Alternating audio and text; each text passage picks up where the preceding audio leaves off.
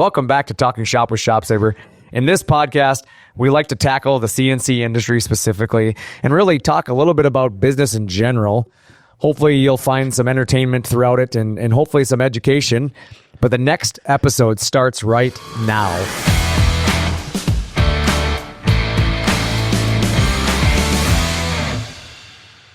Hey everyone, welcome back to Talkin Shop with ShopSabre.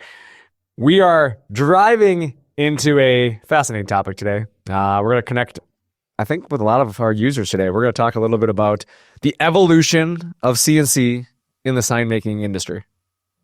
Fascinating. It's fascinating. It's going to be great. Sign making has transformed dramatically, obviously, over the years. And what started as a lot of, hands-on, labor-intensive crafting, has become very innovative and tech-driven, right? It's a tech-driven industry. And therefore, I feel like CNC technology has played a massive role in that transformation.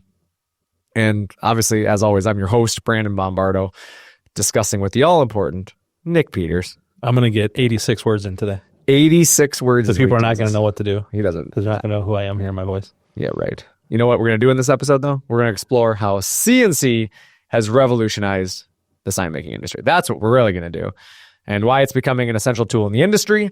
We're going to talk a little bit about where it's heading in the future. And I think if you're a sign maker or you're thinking about expanding into the signage industry, don't go anywhere because this episode is going to be for you. I should have brought a joke referring to signs. There's got to be many of them. Here's my time. I missed. What's your sign? You missed on it, man. You had an opportunity today. You did. Okay. Next time. I think we need to talk about the fact that we are in a new setting right now and it feels uncomfortable. It's really weird. It's weird. It's like, I don't know.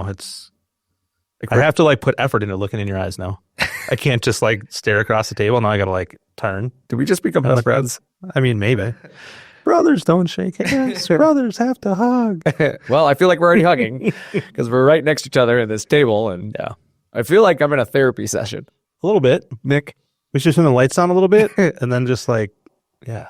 Tell me how you feel today, Nick. Pretty good, actually. It's good. Yeah. And then somebody put the Dumb and Dumber guy behind the camera. So there's a big picture of the Dumb and Dumber character on the wall. And I was looking through my phone frantically trying to find a picture of my oldest kid that had a haircut just like that when he was 8. Oh, really? And he posed next to the scene kind of like that when the dude's looking out the car window. It looked identical. I got to find it somewhere. You got to buy that. Rodney was waiting for me to show it. And he's like, okay, well, I've been waiting 10 minutes and you haven't found it, so I got to go. I have a new podcast for Rodney. Do you? Yeah, I can't remember what it's called, though. It was we'll think of something. Just Twin Rodneys or Dueling Rodneys. That's what it was. It was Dueling Rodneys. We're going to get Dueling Rodneys on the show. That'd be really funny. I think we need to get Rodney on the show. We're not doing anybody else on the show until Jim comes on the show. We can't do anybody else on the show because there's no room in this room anymore. What are you going to do? Sit on our laps? I mean, we'll find room for him. I can move over. They got a wide enough lens on this camera. We'll get us all on the screen. Fair. Or just do it. There is a limitation of a wall. Once it gets nice out, we can just go do it up on the roof and have it outside. Ooh. That'd be sick. The rooftop talk with ShopSabre. We could take out beach chairs and just sit back and chill with microphones in our hand and record on the roof. That'd be awesome. I don't hate the idea. Shirts on, of course. Of course. We are not built for TV. Shorts and t-shirts and flip-flops and... Oh my. That'd be sick. Oh wait, that was not the right spots. That'd be really fun, actually. We should do it. I don't know why we haven't already done this. Because it's damn cold outside. Well, it's not this week. That's it. It's actually not that cold outside. And let's be honest, we have jackets, hats, and gloves. I definitely don't have a jacket. I never wear a jacket. Really? I'm kind of an idiot. No. Because I'm walking 7 seconds from the car to the door. I'm not going to get that cold. I wear a hat, gloves. Well, yeah, you have nothing on your head. Of course you need a hat. That's true. You get hypothermia just walking outside because you have no protection. It's actually true. I just switched vehicles I'm driving, and you got a new car? I did, and I left my hat in my truck, and so I came into work, and I'm like, oh man, my head's You know full. what's really funny about that? What? Leaving things in the cars? I was just randomly looking for signs to send out with our machine. Here's your sign. Yesterday. Oh, we're back to this again. But I was downstairs wandering around, and Curtis was like, what are you doing? I'm like, oh, just trying to find random signage that we could send to the... He's like, you know what? I think I have one in my trunk. You know, to his trunk, he had a ShopSabre sign that was carved into wood. In Curtis's trunk? Yeah, because apparently he used to go to career shows or something and had this sign that his wife found in the garage last fall when she was cleaning. He put it in his trunk and forgot about it until yesterday when I brought it up. Because I asked the question, he looked at me really confused. And I was like, yeah, I know it's a really random and probably dumb sounding question. He's like, no, that's not it at all. But I'm pretty sure I have something in my trunk. He went out to his car and brought the sign and rolling around the ShopSabre sign in the back of his car. Very random, but it's awesome. Kind of fit the topic. Seems fitting. It seems like it'd be, here's your sign. You're not good at jokes. Leave that to the professional. Keep going. You went to Twins Fest this week, didn't you? Yeah, it was awesome, actually. Dude, your kid got so many signatures. He did. He was like living the life. He loved it. It was cool seeing like... Tell the people what Twins Fest is, because people maybe don't know what that is. So basically, it's just kind of a gathering of a bunch of crazy parents at the field. Well, I mean, people buy tickets just like you do to a game, but you get to go down like in the clubhouse, which is like their locker room. They had a mini golf course set up, which is kind of cool. They have a bunch of autograph stations set up. It's like a fundraiser for their community fund. So you just pay for the ticket and then you get all those autographs? No, each stand has like a price. So it was like the first three were like $20 for the three guys, and then you got Buxton's was like $30. But it's all a fundraiser for the community fund. Like if it was a fundraiser for the owners, I wouldn't have went because whatever. But it's for charity and stuff like that. So we had fun. Got a bunch of autographs, played a bunch of games. Get to see cool parts of the stadium that you only really get to see if you have like sweet tickets and that's cool. Things like that. So it's actually at the Twin Stadium. Yeah, and most of it's actually like in the basement, as weird as that sounds. Yeah. In the service. That's what I was going to say. I saw some of the pictures and I didn't recognize it. Yeah, it was definitely down like, it was actually level -2 that we had to go to. Was it warm? Outside, no. Inside it was. So there was outdoor portions of it? No, but there, little to my knowledge, there was 1 million people that were going to this. So we got to like 8:45 and I'm like, oh, Drew, we can just hang out in the car until they start letting people in. I look outside and there's a line of 20,000 people already waiting to get in. I'm like, okay, we're just going to wait till the doors open and people start going and then we'll go get in line. So we only had to be outside for like 10 minutes because it was cold and windy. But it was fun. That's cool. No, I think he had a good time. I saw lots of autographs. So it was cool. He brought 3 brand new baseballs I saw. Yeah, and he got his jersey signed. So now I got to find some way to frame his jersey, and he wants to start an autographed baseball collection. So I'm like, that's cool. That's cool. Yeah. Good for him. Yeah. I saw that now he is graduated to playing hockey in the house. Yeah, Natalie was thrilled. My kids have been doing that since they were 3, so especially when I know what she's feeling because my wife didn't love it. I shot the ball through the living room, and well, of course, yeah, she's like, go in the hallway. I'm like, there's not enough room. Yeah, like why would we do that? Yeah, my wife used to say the same thing. She's like, no shooting the ball in the house. I'm like, slap shot. Good luck. Too bad. 3-on-1 on who's going to win this. Yeah, right. Like, you're not winning. Yeah, there's 3 hockey sticks and 1 Amy. Right. We're even. We're even. What'd you do this weekend? I finished the new hot rod. I did see that. I finished the new hot rod. So, what was it? 3.5 months ago, I rolled the old hot rod. Yep. Tumble buggied it all the way down the front stretch, yard sailed it. And 3 months later, here we are. We're ready to go again. I kind of thought you were going to maybe like take a year off. I was going to. It seemed like I was 1,000% convinced I was going to, but my kids, my son, Ethan was really kind of more upset about my youngest. Yeah. He's the one who was there when it happened. And he's like, Dad, you gotta build another one. And then my wife actually kind of pushed on me and was like, what are we going to do in the summer if we don't have a race car? And I'm like, I don't know what normal people do. But she just wanted you to spend more time in the garage and at the racetrack, so you weren't bothering her. Maybe. It could be very much that. She knows I would do something stupid with her time if not. So sure. She's a creature of habit, so she didn't want to have to change something. True. But no, it was really a big part of it. And I really was content with not having a race car. After it was all gone, I cleaned my shop out. Like you saw, I did a big overhaul in my shop. I cleaned everything. And I was kind of like, this is nice just having a bunch of space and not having anything there. But what are you going to do with all the empty space? Just look at it?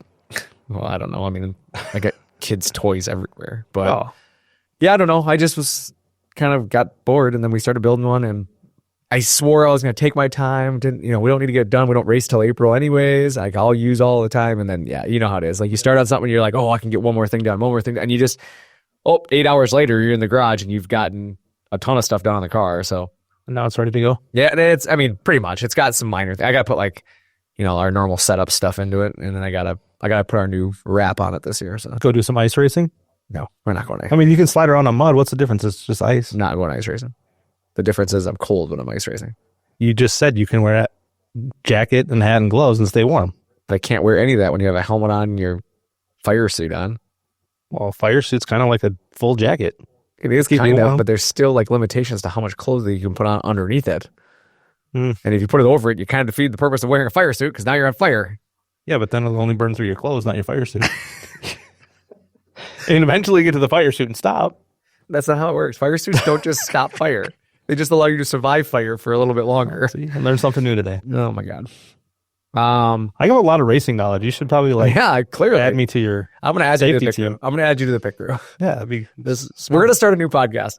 The Pit Crew with Nick Peters. that would be sweet. And we're going to just have you give your take on everything we're doing. I had a lot of good racing takes on this show in the last several months. That's why we're going to do it. Be highly entertaining. Like, what did you guys just do on Brandon's car? Well, we tightened that nut, which makes the car fast. Yeah. And then we put some illegal stuff in the back. This is going well. Well, if you're not cheating, you ain't trying. Isn't that what they say? No, if you ain't cheating, you ain't eating. Yeah, well, whatever. Same thing. For the record, we're not cheating. You said to talk more. I'm talking more. Hence why we're not eating. It is lunchtime. It is lunchtime. We could do a food podcast, too. Ooh, we could.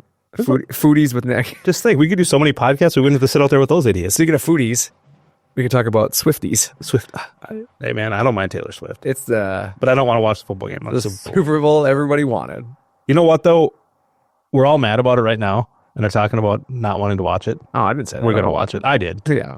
I told you, I'm like, we're not watching the I'm Super having Bowl. a party. I have a party every year in the Super Bowl. I'm watching it regardless. But I did order extra nacho cheese this year because with the teams that are playing, people are going to spend less time watching, more time eating. That's fair. God, nacho cheese sounds so good. Yeah, we got a nacho cheese machine. White queso?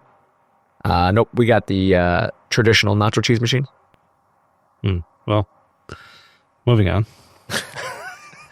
All right, fine. Fine, we can move on. We don't have to. We don't have to. No, we get it. That's fine. We can move on. But I just have one thing to say. Okay. Josh Allen got screwed. I don't disagree. Two officials were One yards clearly past the yard marker. Clearly when he walked in.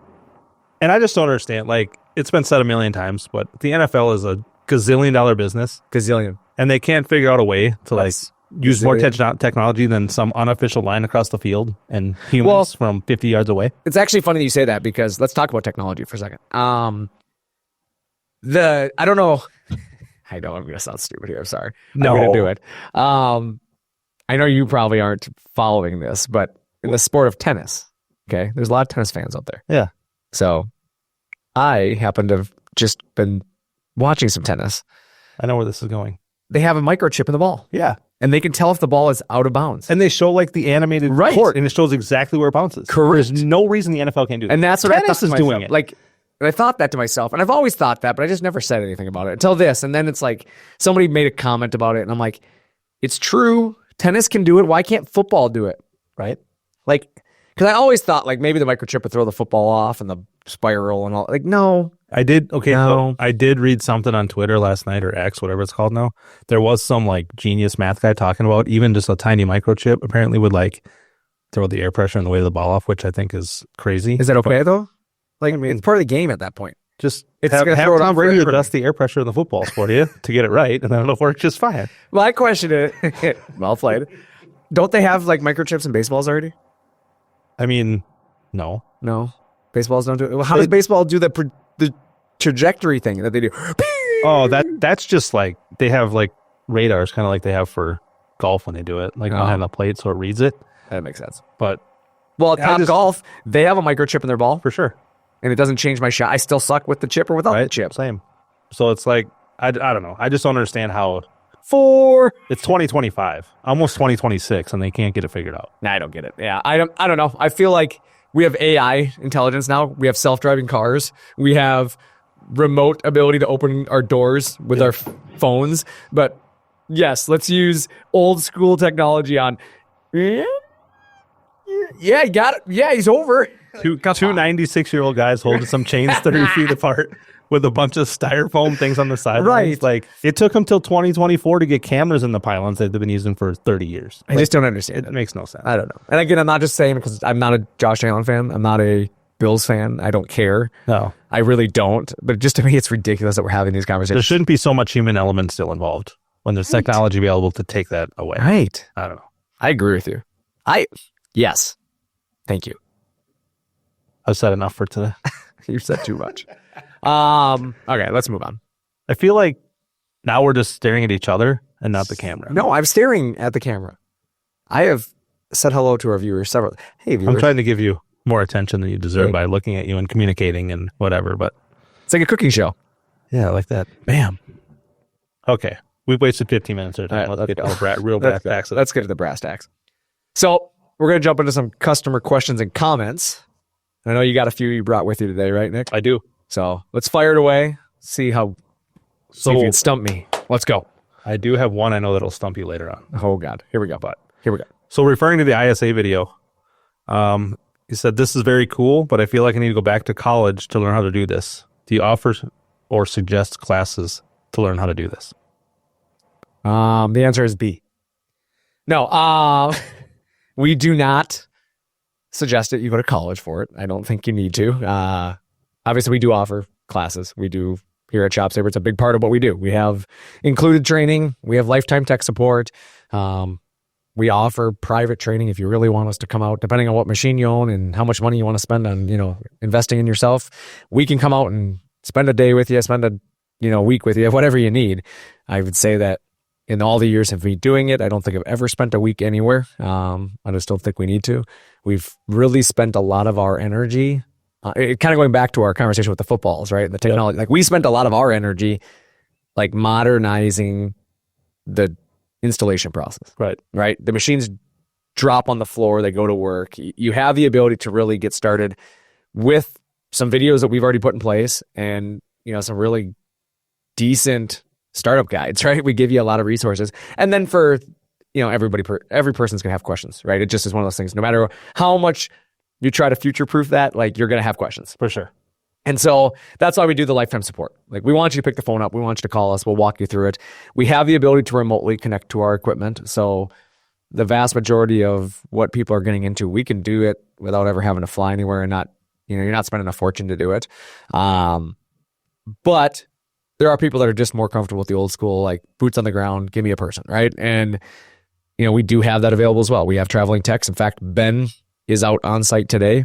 We did a tool changer upgrade in a customer's facility, and rather than the customer installing their tool changer, that's something we do. So they paid for us to come out there. So instead of Ben being out there installing the tool changer, he could be out there doing the training, right? Or somebody could be out there doing the training, Ray or Gio or anybody. But the quick and easy answer is no, you don't need to go to college. I understand it can look complicated when you haven't done something, but I remind people you can do a lot by just trying, right? And a lot of it's self-taught, self-educated because trial by error, right? Did you necessarily go to school to learn everything you've ever done? No. A lot of times you learn more in the real world than you do in school. So I feel like school's got its time and place, but I definitely think for operating like our machines, I can't speak for, everybody's equipment, but referring to the ShopSabre ISA, which is what you said this was related to, I don't think you need to go to college.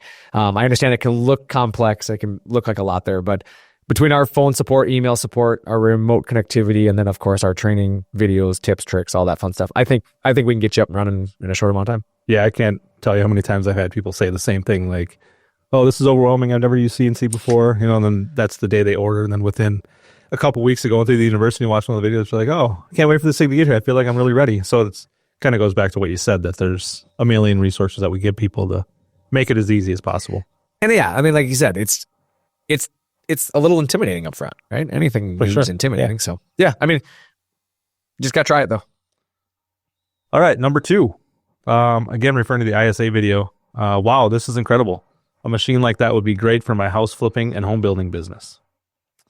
Yeah. I mean, first, thanks for watching the video, obviously, right? I agree. I think the ISA video is pretty incredible, especially when you watch that ISA just do its thing. I mean, it's one of my favorite machines to watch just function because it does so much automation that I think back when my dad founded ShopSabre, and the reason he really kicked this whole thing off, it was just because you wanted to bring some sort of automation to people's fingertips. And now we are like full circle where it's full automation essentially, right? Right. The whole, like, it loads the material, it cuts it, it unloads the material kind of process. It's pretty cool to see where it came from.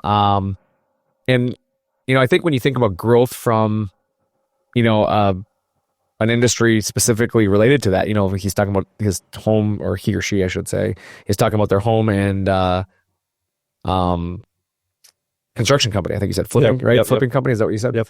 I think it's an important investment. I couldn't imagine being in that industry and not having some form of automation nowadays. Absolutely. Like even if it's a machine without a loader unloader, right? Maybe you don't need an ISA because you're not running enough production volume to justify loading and unloading all day long. Yeah. But like our Pro and our IS machines are perfect examples of that. You know, when you start to think about really how do you get to where you need to go, I don't think you can get there doing it the manual way anymore. You know, it's kind of what we're going to talk about today with the sign industry is just the craft of being very labor intensive and, you know, the hands-on having to do everything. Like, I just don't think today's world allows for it. No, because you're not going to keep up with the people that have adopted to those things, right? That's no way. I feel like my competitors would just squash me if I was in that, you know? Yeah. I'm going to cut everything by hand and that guy's got a machine. Like, he's just going to undercut me. Well, I just did 4 cabinet jobs today and you're halfway through cutting one. Like, that's the type of thing you got to think about it that way. Well, that's my thought is, you know, it takes a guy a week to do a job by hand that takes a machine a day. Yeah. Like, I'm going to get my butt kicked eventually, right? 100%. So I don't know. Thanks for watching though. For sure.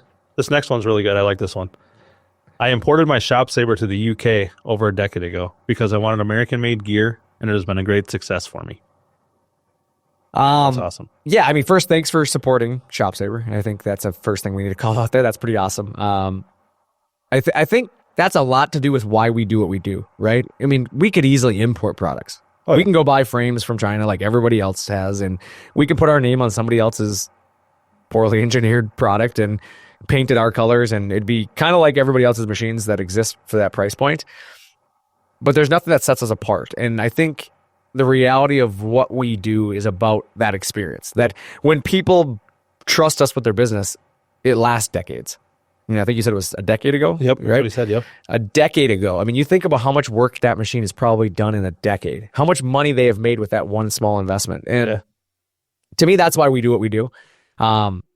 I think when you look at, you know, the luxury of, you think about how many people buy machines here in the United States and don't realize the luxury they have of buying an American-made machine. Mm-hmm. And some people take it for granted, right? They still go buy an import product, right? They go buy something else because they're trying to save a buck. And I think we have a luxury here in the U.S. specifically of buying USA-made products and getting the service and quality that come along with the majority of them. I won't say every USA product is built that way, right? But I feel like, you know what, actually I will look back up and say, I do think the majority of them probably do, because I think the vast majority of, if they're truly an American-made product, now I think there's a lot of products out there that say they're American-made that aren't American-made. Right. And those are the products that give American-made a bad rap, and why people, well, I don't think they're as good as, you know, it's because you probably had run into something where somebody faked they were American-made. But like a true American-made product, I think there's a lot of pride behind it, right? There's a company that put a lot of time, energy, everything into it. And therefore, like the standards they're going to hold themselves to is going to be, I mean, you're going to spend more money to be American-made anyways. For sure. So if I'm going to do that, I might as well make sure that the experience is better, right? Absolutely. I think more people just need to focus on that part of it, right, as opposed to focusing on just price all the time. Do you think there's more people that care about the price of something or care about supporting something that's American made? Not just in like CNC business, but just in general, like anybody that goes out to the store to buy things. I think there's more people that are focused on the price side of it. I think that scares people off. Yep. Of buying them. Maybe that's not the question that you asked. No, it is. I think people just kind of be like, oh, well, there's two things next to each other. This one is 40% less to what this one is. But guess what? You're going to buy this one for 40% less, but then you have to buy 3 of them to get 3 of what you need to do. That's the thing that I don't think people understand. And I do. I think they do understand that. They just don't care. But they don't value it. Right. I think they look at it as, I can buy 2 of them and I'm still going to be money ahead. Right. And I don't think people sometimes consider the inconvenience of buying 2 of them, or that the consumption of buying 2 of them. You know, there's more to it than that. It's the time spent buying 2 of them and installing 2 of them and having to deal with the downtime that forced you to buy the second one. Like, there's so many other things. Or even just like taking an hour out of your day to run to Target to buy something that you didn't buy right the first time. Even if it's just something that simple. Like, because then you go to Target and you buy 47 other things you didn't need. Yuck. You go there and it's $100 minimum. For sure. Every time. At least. Yeah. But that's the thing. It's like, it's easy, I think, to have this conversation about American made versus importing when you're talking about like going to Target. But to me, it just like in a business, And on a piece of equipment, like I just don't understand it as much. No. Like I want a product that is backed here by a USA company. Like I want a product that is engineered in the United States. Like I just, to me, that means something because I think there's a lot more time, time and energy put into that rather than shopping online to find out which one I want to put my name on. Well, and if you take a step back as a consumer, like this company obviously takes pride in being American made. That's what I want to support. Yeah, I think that's true. I agree with you there. I do. I agree with you. So no, I like that question too. That's a good one. But I'm going to put weight on the money more than I am on the American made side of things. For sure. People focus too much on it. Any more questions today? Just your audience question, but I think you can let you handle that one. You don't have any more brain busters? Not yet. No. Okay, cool. Well, I mean, maybe. You know why you should never fight a dinosaur? Here we go. Why we should never fight a dinosaur? Yeah. You'll get your ass kicked. That was good. I'll bring it on. That was good. Jurassic, I get it. Yeah. Jurassic. Thanks for explaining that to the guys out there like Travis that won't understand that. That was good. Okay, my turn to ask a real question. All right. What event in your life or business taught you the most? Wow. It's deep. That is deep. Mm-hmm. I want people to think about that and give us a little context on that. What event in your life or business taught you the most? Mine was the loss of my sister. That event. And I don't want to turn this. No, I don't want people turning this all like negative and be like, "Oh, poor." No, that's not what it's about. I'm answering the question. What event in my life, the loss of my sister, taught me the most? And what it taught me was value every moment you have. That's funny because that was one of the first two things I just thought of when you read that. Yeah, like that's exactly like it showed me the value of time is what it really showed. For sure. Because, and it's more than just my sister. Okay, it's about the fact that every time somebody gives me their time, I value that more than anything else they've ever given me. And I didn't used to do that. When I was younger, I took it for granted. I took advantage of people's time, right? They were willing to come over and help me move. They were willing to come help me do, and it just didn't mean anything. Like I appreciate you helping me because it saved me money. Yep. Right? That's how I looked at it as an 18-year-old kid asking his buddies to help him move.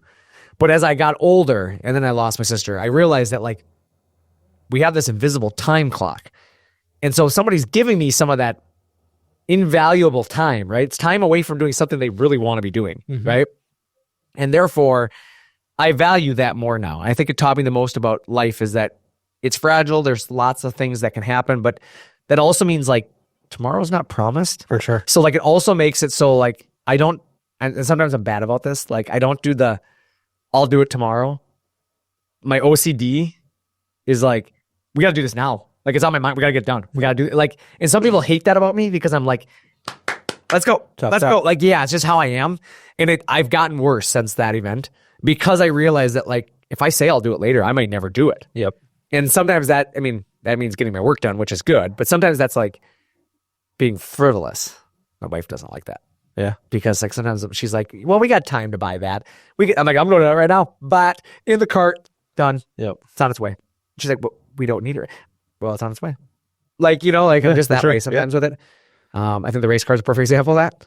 I'm going to take time building it and now it's done. It's done. Yeah. Ready. Let's go. Let's go race it. Yeah, no, that was definitely one of the ones that I thought losing people and thinking back and being like, I didn't really put enough effort into that relationship or like didn't appreciate the time that we had, even if it was little bits of time, you know what I mean? Like, bear with me. I'm tangled. Well, I mean, I don't know what happened. I got all tangled. We're just going to have to work through this new setup a little bit and get things right. I got tangled in my cords here.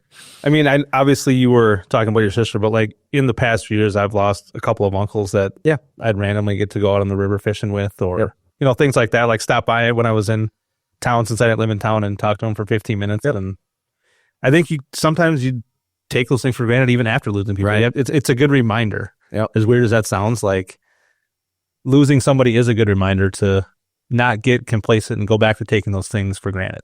Rock bottom builds more than success. For sure. And those moments to me are rock bottom. Like when you hit like the point where it's like, oh my God, like your world's kind of, and I think people in business can think about that. Like times they almost lost everything. Mm-hmm. And I think about that, like some of the downturns in the economy and time, I ran a business before this business. I don't know many people know that, but I actually had my own business before coming to ShopSabre in a little stint of why I wasn't at ShopSabre. And did your dad fire you?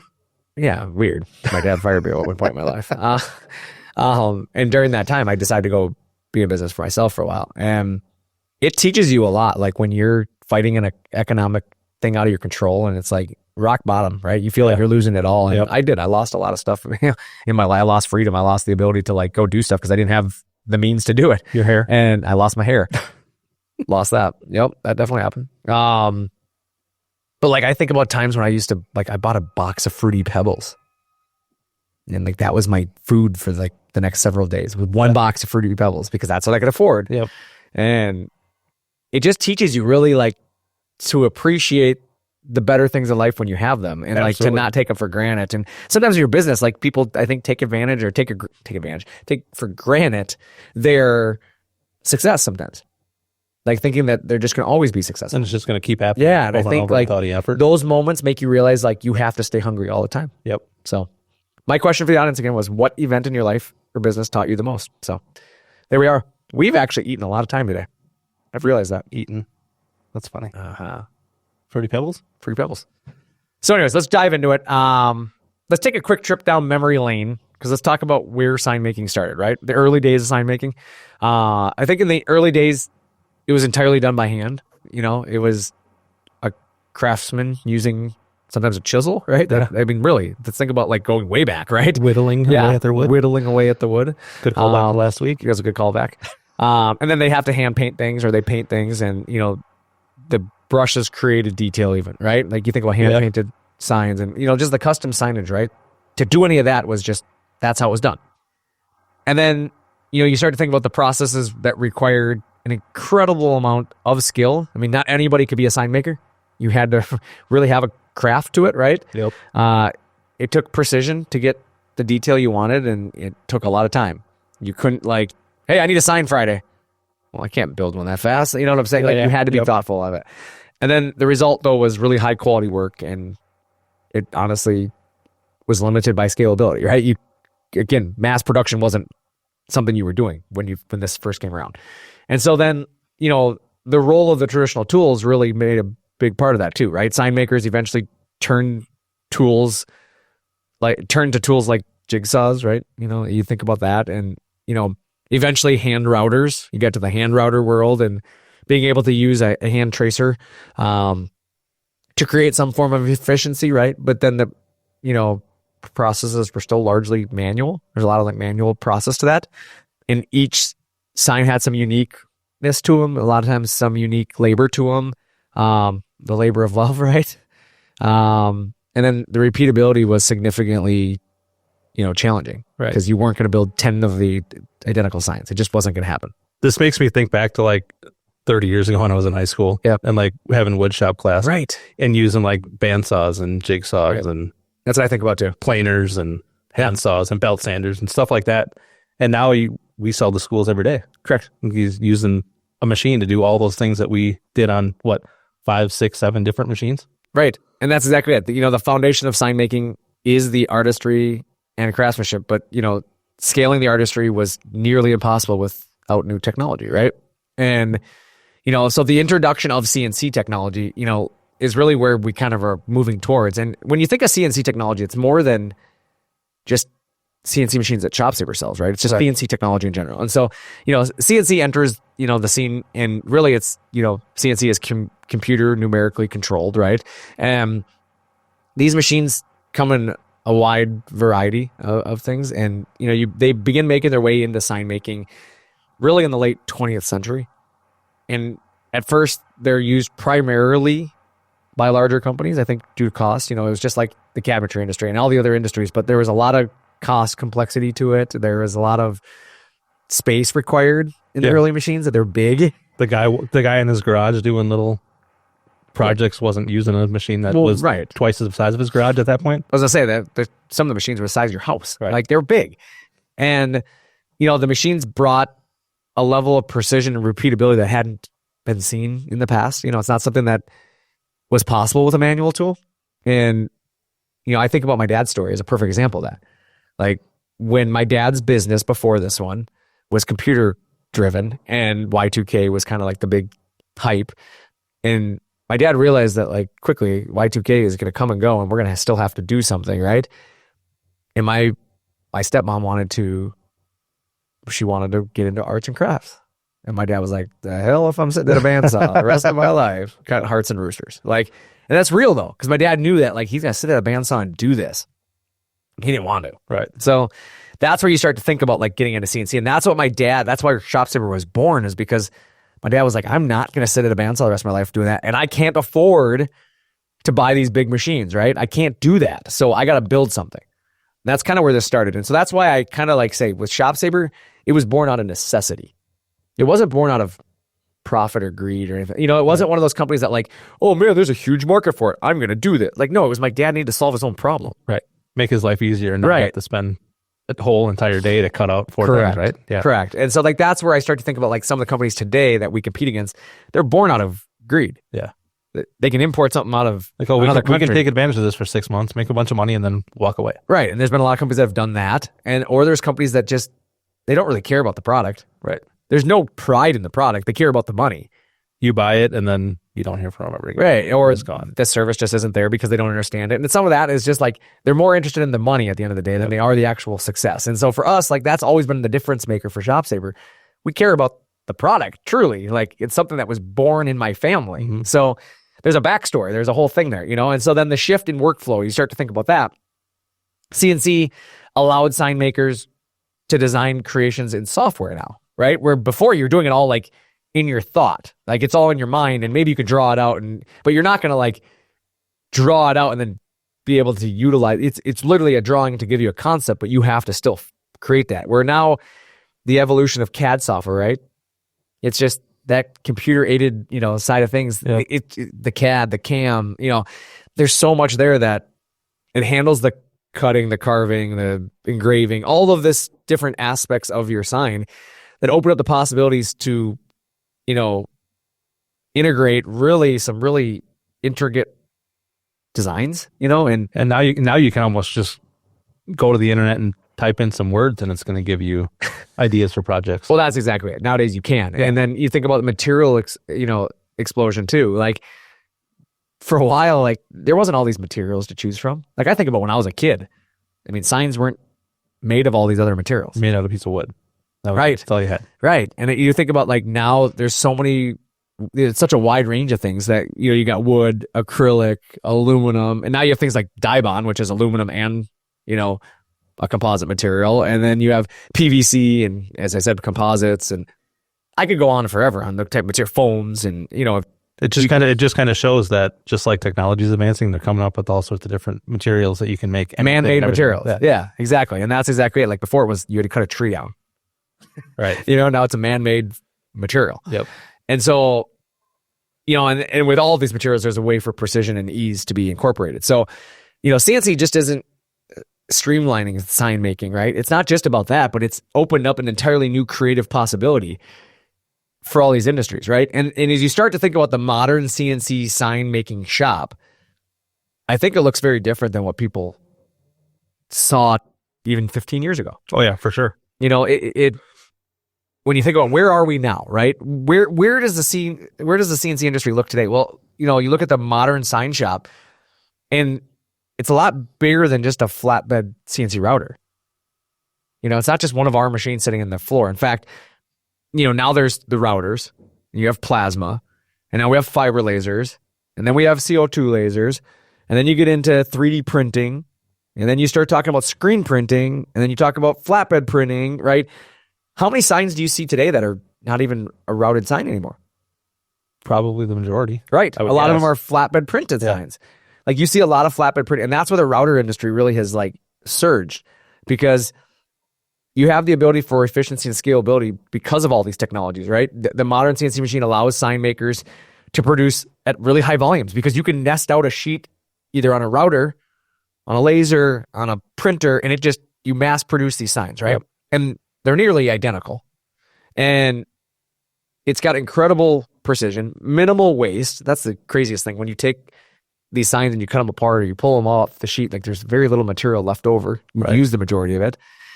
And there's just a huge advantage to scaling your business through this. And, you think about the design flexibility, with advanced software, a lot of these software companies out there, the sign making can create really intricate 3D signs. You're able to do 3-axis simultaneous motion, which creates a multi-layered sign. And, you start to look at the details of engraving or the inlays that you can do. And I don't know, just to me, like the engraving that you thought was once impossible in today's world is just like a normal thing.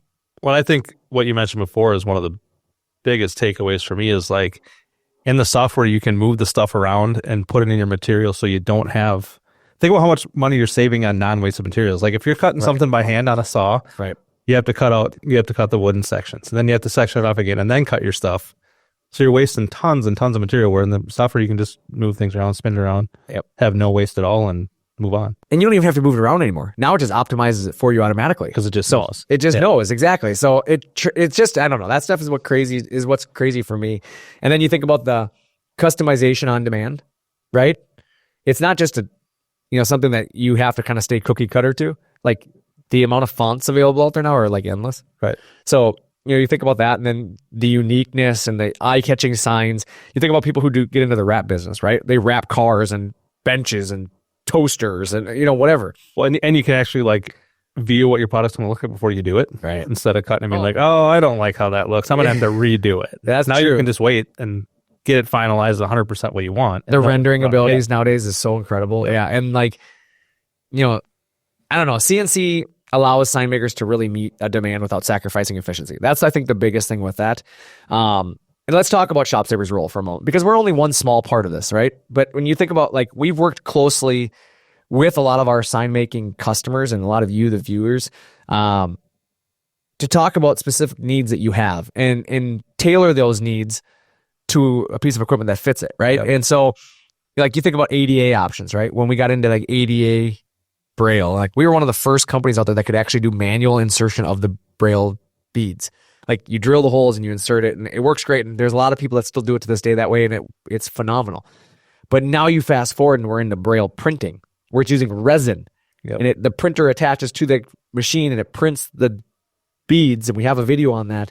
And you harden the resin, and that's your sign now. Yep. So like you think about that ability with a machine alone, and then you start talking about these flatbed printers, right? And you have to have something that cuts around those shapes.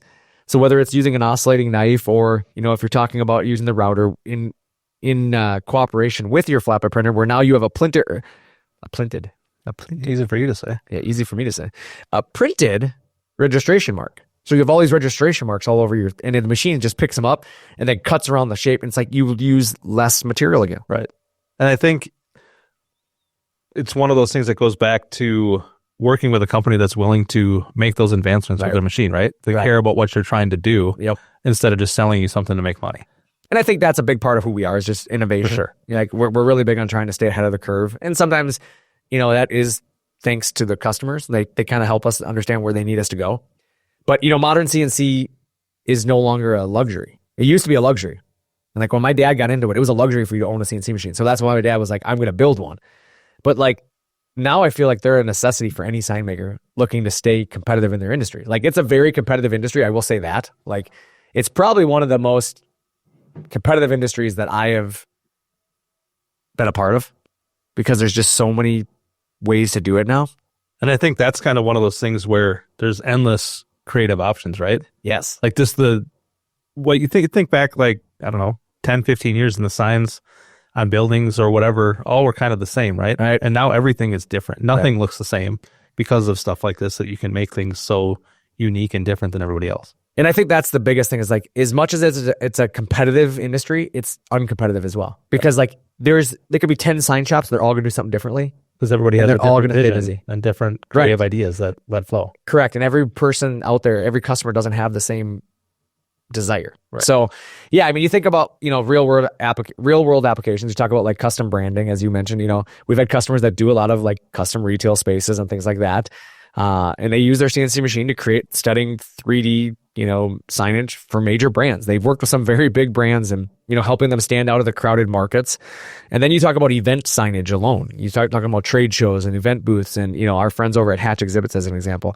It's another, usage of these machines, right? He creates event, booths. He creates, stuff specifically for trade shows, and, he's done things for, various government things like the presidential ball and things like that. He's done things like that. And it's like, it's one little area too, but it's an exploding market, right? And then you start talking about, being able to cut a variety of materials in that industry. And then you talk about the small businesses too. I think about the mom and pop shops. We have a customer of ours that's in my hometown, and it isn't just for big players anymore. I mean, this is a one-man shop, kind of more of a hobbyist small business, right? He actually does go to work every day with another career, but then he comes home and he cuts a lot of these signs and he does a lot of woodworking on the side, and he's thriving. I mean, he's offering some very unique custom signs at a very low cost. Yep. And it's a local business. He does a lot of wedding venues where he does the like for me, Bombardo, right? He would do the B and established, and he'd have the date, right? Like, there's so many things like that exist. And you think about Etsy and all the little businesses. So you think about the wide range of people that can now use CNC machines, and you're going from like your Etsy businesses, the home, and I shouldn't even say that because now there's some $1 million a year businesses on Etsy. So, but I'm talking about the guy who's just selling onesie twosie signs, right? All the way up to these like major, the Fast Signs Corporation, who now trust ShopSabre, exclusively. So you got to think about that whether you're a large scale producer or a one person, one-off custom shop, CNC's there for you. Like it. Yeah, there's no shop too big or too small at this point. Right. There's always a machine to fit the needs of what you have. We think about tumblers, right? Let's talk about tumblers for a quick second. Like how many of those, cups are engraved with something like that falls into that world still. Yep. It's signage, right? It's branded. It's still something that you could think about, promotional products and all that. Like, it's not just about CNC routing, but I just think about where that industry has evolved in general. Like, it's everywhere massive. you look. Yep, yeah, they're everywhere. And so, the future of CNC is really it is really in the sign making world, right? It is a big part of it. And as we look ahead, you got to think about like the automation and AI evolution, right? We're already seeing automation, right? The loader unloader machines are here. The artificial intelligence or AI, right? It's making CNC machines smarter and more efficient because now the software is getting easier. I think about Photoshop. I couldn't run Photoshop 10 years ago. Now you can just type out what you needed to do. Pretty much, yep. And, it's just going to allow the future of the CNC world or the sign making world, is going to just include CNC that much more in the future because it's becoming easier to use your creative thinking with less labor intrusive operation. For sure. And it's definitely more sustainable, right? Right. It becomes a priority. CNC machines can continue to improve your material efficiency and reduce your waste like we talked about earlier. Right. I mean, making signs are going to be more eco-friendly than ever before. Right. And that's exactly it. Like you think about the eco-friendliness of using a piece of equipment because now you're using less material. Yep. So therefore it's not as much waste. So that there's a big part of that. And I think as we have this like big push in the, as energy, conservation and just not having to use as much plastic, right? Yep. And therefore being more efficient with the plastic we are using. And, and you think about the continuous innovations and things that come along with that. We're at ShopSabre, we're one of those companies that we continuously push things forward and we try to kind of push the envelope. Sometimes we're forced to push the envelope, yep. Right? People push us in that direction. And you think about the software advancements and the intelligence of, material handling, and there's really a bright future for CNC. I just think there's a lot of there, and really for me the future of CNC is in sign making. There's a lot of it there. It isn't just about what's possible, but it's about what's next, right? Like some of it might not be possible today, but there's going to be stuff coming down the road, and I think. I think back to just the 2 years that I've spent here and the right. things that I've seen change in 2 years. Like right. Obviously, there's no end in sight for what's going to continue to happen and evolve with CNC. I agree 100% with that. Yeah. So sign making has come a long way. CNC technology has been kind of in the heart of the evolution, whether it's from printers to lasers to routers. The handcrafted artistry still exists, but now the people are using cutting edge automation. Yep. They're using this equipment and the industry has transformed into something truly remarkable. And I know people who are old school mentality where they did it all by hand, like they don't like it. And I understand that. But the reality is the world is evolving and it's a necessity, right? It's part of the future. And if you're a sign maker looking to take your business really to that next level, there's really going to never be a better time than now to invest in that CNC technology. Otherwise, you're going to find yourself really behind the curve. And if you're already using CNC, it's a good time to push the boundaries of what you're doing with your CNC and finding the capabilities. Again, if you're using flatbed printers, what about cutting your own signs now and doing stuff with vision systems? And so there's some stuff, what about making your own ADA signs now and things like that? So, honestly, for me, anybody listening to this, anybody's watching this, if you've enjoyed this episode, make sure you share it with some of your fellow sign makers or people in the industry. Anybody who's really curious about CNC, because I think, if you don't push people into this world, like it's really, they're only hurting themselves. For sure. Be the person that gets to say yes now instead of no, right? We've said that a million times on the show, but this is, proof right here, everything you can do with the signs and that business that's obviously booming, like you said. Right. You can do anything and everything. Yeah. So make sure you visit ShopSabre.com, explore all the CNC options we got, the solutions. If you want to find out more about it, you can call us, obviously. Make sure that you don't forget to subscribe to us, because we're going to have a lot more episodes just like this coming forward. Obviously, we're all about taking your sign business to the next level together. So yeah, that kind of concludes my talk on sign making today. It was really good. Yeah, I thought so. Hopefully a lot of really good takeaways from that. Yeah, hopefully people kind of think about how much is there. And you think about, even if you're in a different industry and you're just looking for a way to make a little bit more with your machines, the sign industry could be a great area for you to be exploring. So I think it probably gave a lot of realizations to those people to realize how many different things or more things you can do. So many. Like you said, if you can imagine it or dream it, you can. We just think about like to do it. Even custom cutting boards, right? Yeah. And people's names in it. It's signage. Yep. But it's something that somebody in a house building set cabinets can do, so there's just so much with it. But I'm motivated on that. So with that, I'm going to jump into my motivational quote, because obviously we got a little long in the tooth here on this episode. But my motivational quote this week is going to be, do not coach to who they are, coach to whom they can become. And that works not just in coaching. I use it as a coach term because that's something I believed as a coach when I coached young players. But I also believe in it and when you're a leader or a manager or somebody in a place of authority in any sort of a business, is you have to lead your team, right? And you have to look at them as a team. You can't look at them as anything other than a team. You're all in this together, right? But you can't coach for who they are today. You can't lead them for who they are today, because who they are today isn't who they're going to be in the future, right? They're going to change. They're going to evolve. And the goal is that you want them to evolve with you. And so you have to really find out what are they really good at and really coach to those strengths. Put them in a position to win. Yeah, put them in a position where they're not going to fail, because I think the NFL is a perfect example of this. Like how many coaches, how many teams, they draft really capable players early in the draft that are busts. We've seen it here with Sam Darnold, I think, this year. Right. And that's a perfect example of that. Is like, if he had KOC as his coach his entire career, he probably is in a different spot today. For sure. But because he went into an environment that maybe wasn't conducive to his skill set. Now, I'm not saying those environments weren't conducive for other skill sets, but they thought, we're just going to draft this high caliber player. He's going to plug into our system and we're going to win a Super Bowl. We're going to win on talent alone. Correct. And it's as Herb Brooks once said, you don't have enough talent to win on talent alone. Right. And it's the truth, because talent can only carry you so far, and then the rest of it is like the rest of the stuff around you. Yeah, and so for sure. That's where you can't coach to who they are, but to whom they can become. And just, that's my motivational quote of the week. So on that, let's wrap this thing up. Any final thoughts before we kick this thing off to another episode next week? Yeah, I think just going back to what we talked about a little bit earlier, appreciate the moments that you have. Not to sound crass, but live every day like it's your last. Don't just assume that, like you said, you're going to be able to finish that project tomorrow, or you're going to get to go and have dinner with your mom tomorrow, because you never know.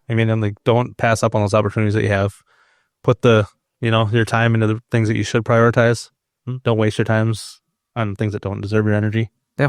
My final thoughts are going to be, don't let the opinions of insignificant situations affect more significant situations. And what I mean by that is, as you look at the sign industry here, we talked about how somebody may think that it's a saturated industry. Yep. Don't let that opinion really cloud your thought, because it's a lot bigger than that one person's opinion, and that's where I look at it as although maybe in that one area, yeah, you might have some competition, but there's so many things in your industry that you can expand your business into. And I just want people to think about that, because as you start to feel like, how are we going to grow in 2025? I think you got to look at areas outside of your comfort zone. You got to find a way that, okay, we're cutting, cabinets all day long, but how can we get to the next step? Well, maybe you can get into, cutting drawers and doors, and maybe you can get into closets, or, maybe you are a sign maker and you've been cutting a lot of routers, or, printed signs, excuse me. Maybe it's time to start looking at routed signs. Maybe it's time to start thinking about like die bond, you start thinking about, standoff signs, things like, there's so many things out there, backlit aluminum or acrylic backlit acrylic signs, you start thinking about those things. And I think if you look hard enough, you'll find a new avenue and a new channel. But yeah, if you want to believe that there's nowhere else to go, you're right. There's going to be nowhere for you to go. Yep. But if you start to look hard enough and say that there is a path, I just got to find it, you'll also find that one. So that's my final thoughts on it. With that, thanks for tuning in to Talkin Shop with ShopSabre. Until next time, keep innovating, keep growing, and keep making incredible signs. I'm Brandon. And I'm Nick. Until next time, keep talking shop.